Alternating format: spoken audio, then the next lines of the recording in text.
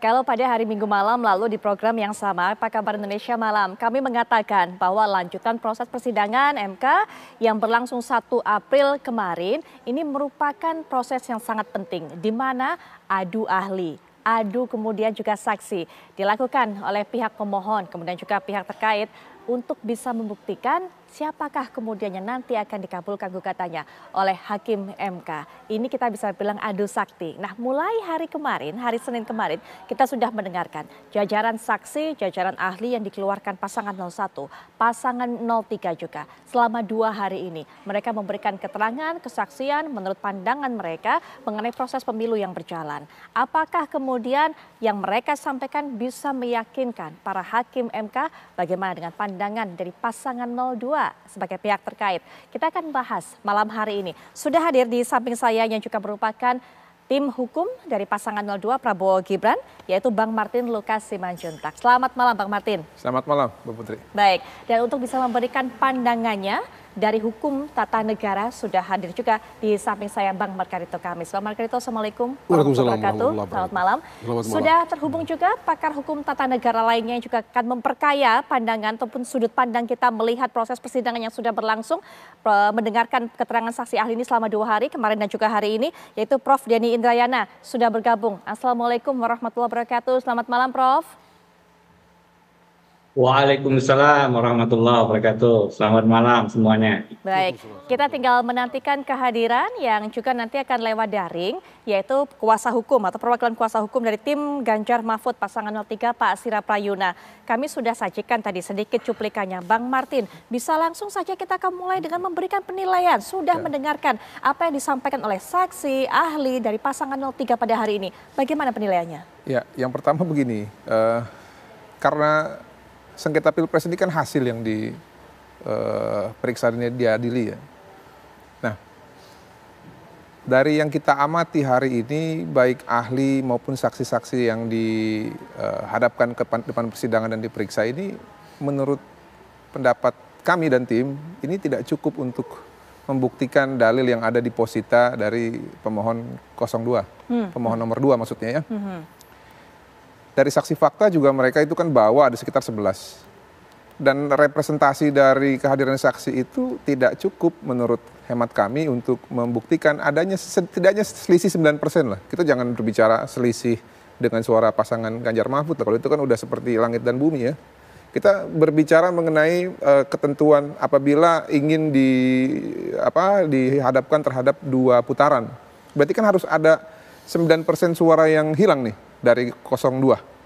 Nah, dari pemeriksaan saksi hari ini sayangnya tidak ada gitu ya. Yang dibahas itu apa? Gunung Kidul, terkait adanya seseorang yang menghalangi presiden, membentangkan spanduk, yang mana kita tahu lah yang namanya presiden kalau dihalangi seperti itu ya. Kalau saya sih terus terang nih, bersyukur hanya ditangkap. Karena kalau membahayakan kan sebenarnya mungkin bisa diambil tindakan yang lebih gitu. Tapi kita masih mengapresiasi lah, masih diberikan tindakan yang standarnya sesuai dengan hak asasi manusia. Baik. Lalu yang dipersoalkan mengenai lagu Oke Gas. Sebenarnya kalau mereka jeli ya, lagu Oke Gas itu ada 2 versi. Ada lagu Oke Gas yang sudah viral sebelum digunakan oleh Prabowo Gibran. Ada lagu Oke Gas yang digunakan ofisial untuk kampanye Prabowo Gibran. Nah tadi yang ditayangkan itu Oke Gas itu adalah Oke Gas lagu awal yang viral tanpa ada dukungan terhadap Prabowo Gibran.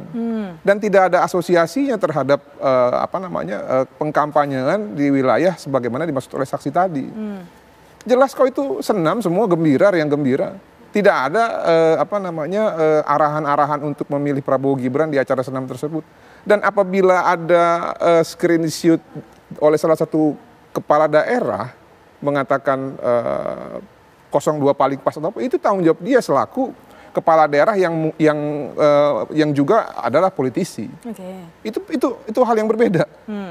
Nah, sayangnya secara fundamental juga saya lihat nggak ada tuh selisih 9% sehingga pemilu itu harus langsungkan putaran kedua. Lalu yang berikutnya mengenai masalah terkait PJ, pelaksana jabatan. Ini lebih menyakitkan lagi Mbak Putri. Coba nanti lihat ya di daerah Sulawesi Utara, di kota Manado, di Kabupaten Bandung, di Cirebon, di Ponorogo, di Surabaya, dan di daerah lain yang sudah kami siapkan datanya. Itu semua kepala daerah definitif dari partai-partai di luar dari Partai Koalisi Indonesia Maju. Menang nggak mereka melawan Prabowo Gibran? Kalah juga. Jadi kalau kita dalil-dalilkan mengenai pelaksana jabatan sebagai penentu kemenangan Prabowo Gibran, enggak. Di daerah mereka sebagai kepala daerah pun mereka kalah. Di Bali juga banyak itu. Yang mereka kalah, kepala daerahnya itu merupakan kader PDI Perjuangan. Jadi ini memang kehendak rakyat. Apalagi?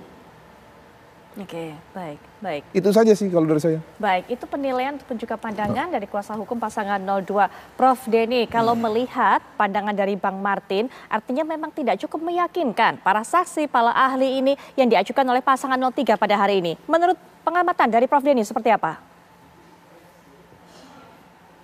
Kalau terkait dengan saksi dan ahli, memang sengketa pemilihan presiden ini punya tantangan berkali-kali lipat dibandingkan pemeriksaan perkara-perkara hukum lainnya. Salah satunya karena sifatnya yang speedy trial. Artinya pemeriksaannya cepat, dibatasi waktu, untuk Pilpres ini hanya 14 hari kerja. Lebih singkat bahkan dibandingkan jika sengketa hasil pemilihan umum legislatif yang diberi ruang 30 hari kerja. Jadi dengan waktu yang hanya 14 hari kerja, dengan 800.000 TPS lebih, dari bacaan saya atas berbagai putusan sengketa Pilpres sebelumnya sejak 2004, 2019 terakhir, dan bahkan melihat apa yang sekarang terjadi di tahun 2024, memang dua aspek kuantitatif dan kualitatif itu tidak terhindarkan. Di 2019 misalnya, meskipun Undang-Undang 7 2017 sudah memberikan kewenangan untuk menyelesaikan pelanggaran TSM yang diserahkan kepada Bawaslu, tapi dalam pertimbangan putusan MK, yang kebetulan kami sendiri adalah kuasa hukum Prabowo Sandi saat itu, kami menyimak bagaimana putusan MK, dikatakan memang sengketa TSM yang kualitatif itu diberikan kepada Bawaslu. Tetapi jika Bawaslu tidak melaksanakan tugasnya dan jika ada persoalan-persoalan konstitusionalitas, maka memang diambil alih oleh Mahkamah. Jadi dalam putusan-putusan 2004 sangat jelas, karena di situ belum ada Undang-Undang 7 2017.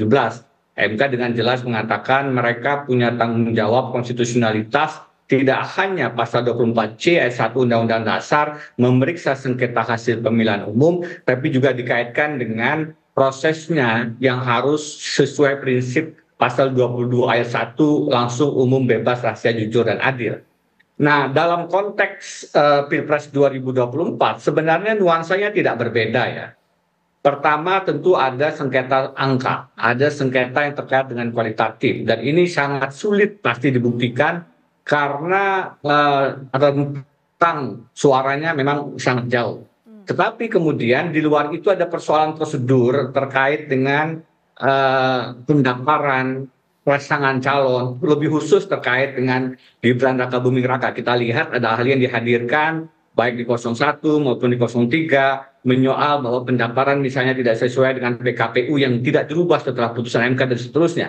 Itu terkait dengan kandidasi, proses yang dianggap problematik. Yang ketiga masih terkait pelanggaran TSM, kita lihat keterangan-keterangan tentang bantuan sosial. Dan ini menarik, kenapa? Karena kemudian hari Jumat, berbeda dengan sidang-sidang MK sebelumnya, MK memutuskan untuk memanggil menteri. Ada 4 menteri yang akan didengarkan keterangannya.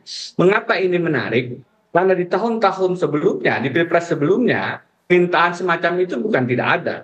Tapi MK relatif tidak mau melakukan. Dan bahwasannya besok hari Jumat itu dilakukan, itu menunjukkan dengan terang, meskipun Pak Soehartoyo mengatakan kami tidak ingin dianggap berpihak, sehingga permintaan dari para pihak untuk menghadirkan menteri kami tolak. Tetapi ini adalah inisiatif MK sendiri, Mahkamah sendiri untuk menghadirkan para menteri. Itu adalah kalimat atau pilihan sikap yang diberikan, pesan yang diberikan oleh Pak Suhartoyo MK bahwa mereka ingin independen. Mereka ingin persidangan ini, kalaupun memanggil menteri, itu adalah karena mahkamah yang butuh keterangan menteri. Tetapi dari situ saja sudah kelihatan bahwa mahkamah tidak saja bicara tentang suara, hasil, tetapi juga tentang kualitas, tentang prosesnya. Apakah ada problem dengan bantuan sosial? Baik. Yang keempat, yang sering saya baca dan saya lihat dan di persidangan juga muncul adalah apa yang disebut dengan apakah konstitusional posisi Presiden Jokowi. Apakah cawe-cawe itu mempengaruhi proses dan kemudian bisa menyebabkan kemenangan salah satu pasangan calon. Mereka kelihatannya mendengarkan keterangan ahli dan saksi yang sekarang dihadirkan dengan maksud memperjelas paling tidak empat hal itu. Tentu ada hal-hal lain yang muncul. Lagi-lagi kalau kita bicara kuantitatif, munculnya Sirekap, ahli-ahli IT, isu tentang perlu atau tidaknya audit forensik, itu kan terkait dengan Sirekap dan angka dan kuantitatif. Tapi itu pun bahkan bersinggungan, tidak bisa dipisahkan dengan kualitas. Karena kalau bicara angka saja, tentu tidak kemudian perlu menghadirkan sedemikian analisis yang sebenarnya kait-mengkait dengan kualitas bagaimana IT itu problematik. Baik. Jadi menarik ini untuk nanti juga mendengarkan bagaimana pasangan 02 menghadirkan saksi dan ahli. Memang kalau kita bicara saksi dalam artian suap, saya Baik. sampel itu akan sangat sulit. Bayangkan selisih suaranya sedemikian banyak. Baik. Dan kalau ingin mengcover seluruh Indonesia, tidak mungkin kita menghadirkan saksi yang bisa mengcover dari Sabang sampai Merauke. Baik, Karena Prof. itu saya sepakat ada diskusi kami dengan salah satu tokoh bahwa memang tidak terhindarkan untuk melihat kuantitatif tapi juga kualitatif. Baik, sampai di situ mungkin